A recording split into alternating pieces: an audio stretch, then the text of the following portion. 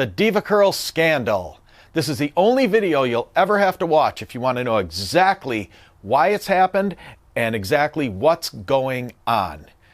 The way to find the answer to the DevaCurl Scandal is in the history, and the only people that know the history are the people that have been around for the history. This video is going to be a little bit longer, and it's going to be a little bit unique from everything else you've seen that is been produced lately regarding the DevaCurl Scandal. And we're going to shoot this in one take. So you're probably going to think it's going to be a little bit choppy and maybe a little bit odd, you know, the way it comes out to you. But there's a reason I'm doing it in one take, and I'm going to tell you about it towards the end. So who am I? Well, I'm uniquely positioned to be able to do this video. And some of you have seen the other videos that we've done over the last, maybe 2 weeks or so, where I've been laying out some of the ideas that other people have been presenting regarding the DevaCurl Scandal, about maybe why it's happening, or what it is, or what's caused the issue, or who's to blame. And I haven't really been calling out anyone, but the answer, as I stated, is in the history of this, and I'm uniquely positioned because, if you don't know who I am, my name is Ken Nickels. I'm the co-founder of the Raw Curls brand of natural and organic curly hair products. I'm also the host of the Curly Hair Q&A show, which won an award in 2019 as the #2 hair industry-related podcast that you must subscribe to. We get some of the very top, famous, well-known curly hair experts in the world on our show on a regular basis. And also lately we've been bringing on influencers as well, but also product companies owners and professional stylists, people in the know. My wife is one of the top curl experts anywhere in the world. She's the founder of the Raw Hair Organic Salon in beautiful Naples, Florida. She is also an American board certified master hair colorist, and she is one of only 19 people to ever reach the level of exam evaluator for the American board, which is a very, very high honor. My background, I run production for the Raw Curls brand, in addition to some other brands that we own. My history is I started my career in the venture capital world. In other words, I worked for a company that bought and sold other companies, either tore them down and broke them apart, or built them back up and then resold them. Very similar company to the ones that have been involved with the DevaCurl purchases, which we'll talk about a little bit later. I also was in the chemical and ingredient business for 16 years. I owned a company that sold millions of dollars worth of these products for all kinds of different things, anywhere from water treatment to sewage treatment to food service to cosmetic, all kinds of stuff. So I understand ingredients. I also owned a trucking company at the same time where we hauled these types of products around, you know, all over the central United States. In addition to that, I've also been in retail. I've owned a small chain of retail stores, so I understand distribution, I understand manufacturing, I understand retail as well. In addition to all that, if that wasn't enough, I've got a unique perspective that I'm going to talk about a little bit later as we get into that. So when it comes to the DevaCurl Scandal that's going on right now, I know you're seeing a lot of videos that are popping up online every single day where people are telling their stories, or influencers are complaining and telling you not to use them, but nobody's really giving you any answers as to what to do to get better, or what to do to stop it, or why it's happened. And the answers, frankly, are in the history, and I'm going to explain that today. So I've got just a couple of pages of notes, and they're just a guide as far as some individuals that I'm going to list off here and some dates. But the reason that I say that this is really the only video that you have to watch is because my wife, Melanie, has been a licensed hairstylist since the mid to late 1990s, and she went through DevaCurl training back around 2004, 2005. So we've been in a unique position of being close to this situation for over 20 years in this industry, the curly hair segment. So let's start at the beginning. So most people think that DevaCurl and its original founder, Lorraine Massey, was the queen of curls and the one that started this all. And that's not the case. Really, the curl movement started in 1980, and that is when Dad Stephen and her husband moved here to the United States, to Manhattan, from Lebanon, and they opened up a salon that was just for curly hair. And a lot of people thought they were crazy, and it really, really took off. And Dad herself is a friend of mine. She's been very kind to myself and my wife over the years. I talk to her at least several times a year. I talked to her. I did an interview with her that'll be on the Curly Hair Q&A show channel later this week. Did an interview with her last Saturday, and I spoke to her on the phone afterwards for a good hour talking about a lot of things. Now, the reason that I tell you that I know her is she gave me a lot of background, and she did a couple of months ago, and she gave me one really good piece of knowledge of something to look into regarding this that I couldn't find, but then I found it, and it's going to explain a lot of this, like I said. So anyway, so she started this in 1980, built this salon up, and after a couple of years started producing products, the Dad line of products, like you see them now, and they were shipping them out of their salon in New York City and shipping them all over the country, and it grew and grew and grew.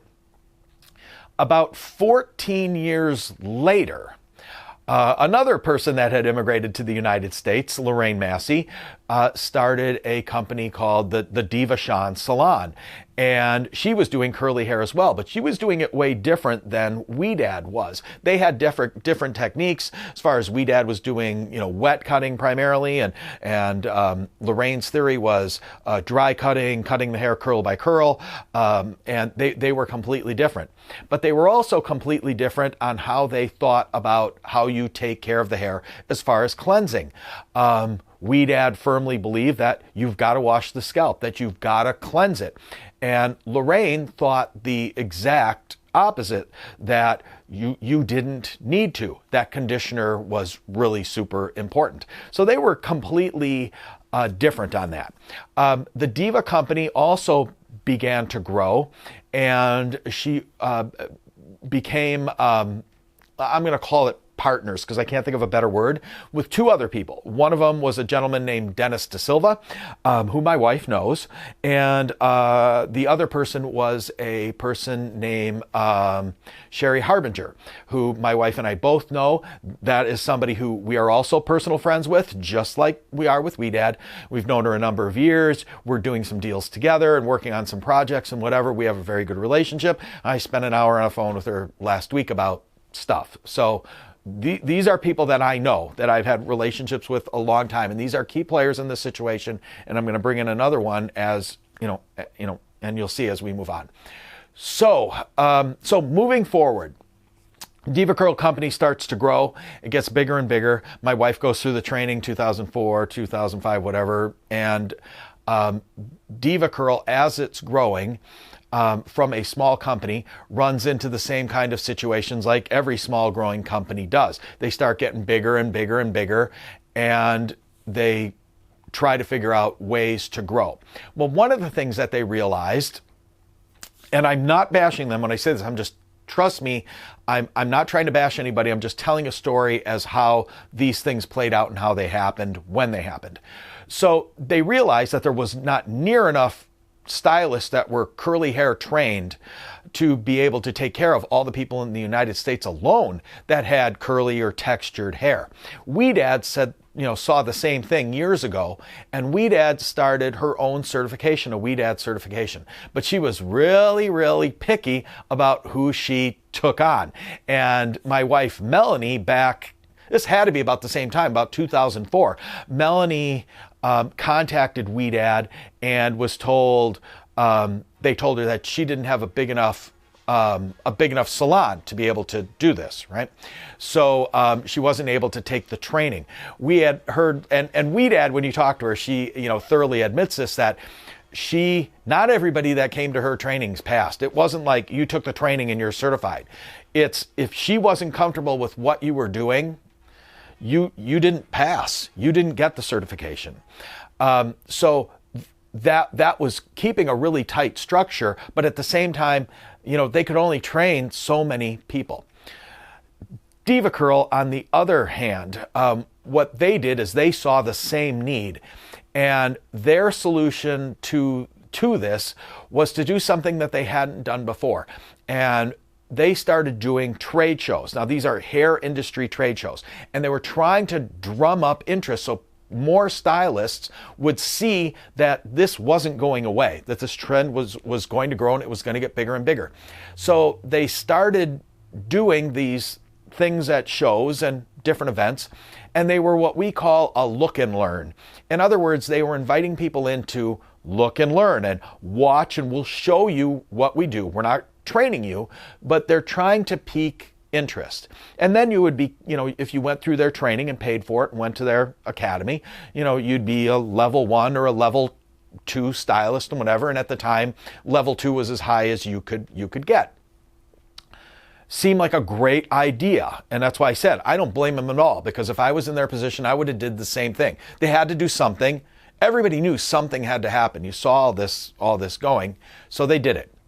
Now, fast forward a little bit.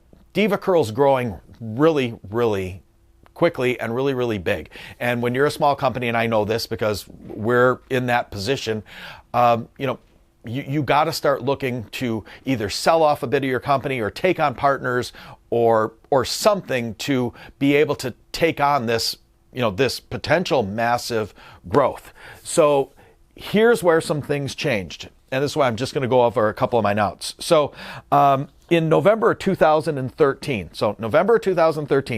DevaCurl, they partners sell off a percentage of their company to 10-gram partners.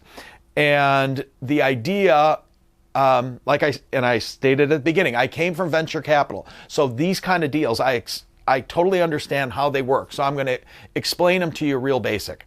So they brought on that partnership with 10-gram partners. At that point, Lorraine Massey left the company. So Dennis Da Silva was left, and Sherry Harbinger. And Sherry Harbinger is the one who was basically the founder of the DevaCurl Academy. She created the training books and created that training academy to build up stylists. Why I've asked Lorraine directly why she left the company at that point was never really made clear. But again, I understand venture capital. It's different. If you start a company, it's all of a sudden things really change and they start looking at things from a corporate standpoint.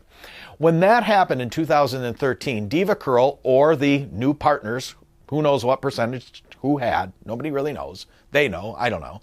But they brought on a gentleman named Colin Walsh. Who the heck is Colin Walsh? Colin Walsh is a guy that is basically, he's been brought on and proved himself in other brands, like I think Matrix, if I remember right. Was brought on to like fix companies and make them better. So he's an industry guy. So he's kind of like a hired gun is a good way to put it.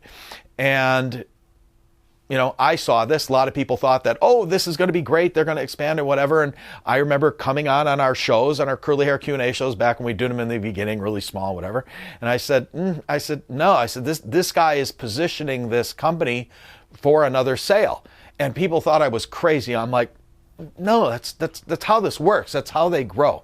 So sure enough, Colin came on and they started doing different things. They started developing more products and they started, pushing more towards the academy stuff, and they were expanding, and the facility that they have on Broome Street now in Manhattan, they start remodeling all that, and all this, starts playing out. And I'm like, this is not a long-term deal. I said it from the start. When they bought it, they didn't They didn't make this partnership to keep this company forever. They didn't.